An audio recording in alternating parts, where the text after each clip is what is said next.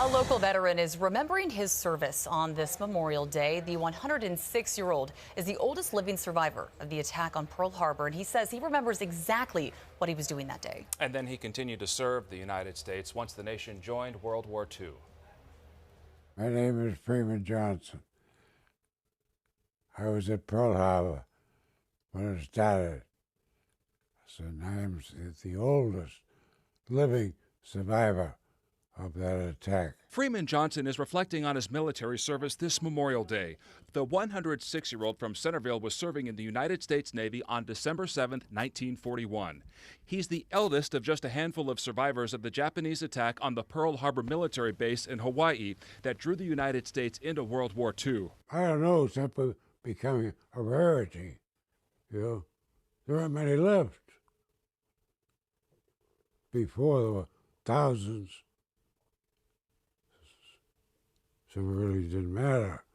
But now, because there's only 10 of us left, it's a big deal. Johnson was one of roughly 87,000 troops stationed on Oahu during the Japanese aerial and seaborne raid. The attack was designed to cripple the U.S. military's ability to interfere with Japan's invasions of other Asian territories.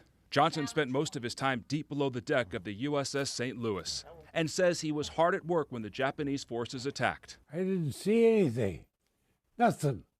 I was inside aboard a steam drum, which is about that big.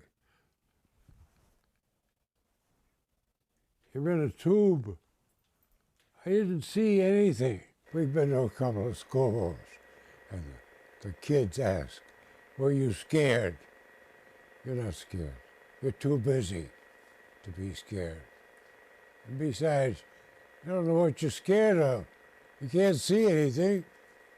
What are you afraid of? While Johnson vividly remembers Pearl Harbor and his time serving in the military, he says that when looking back, it was the life waiting for him back at home that mattered the most. Most important thing to me was getting married, having kids.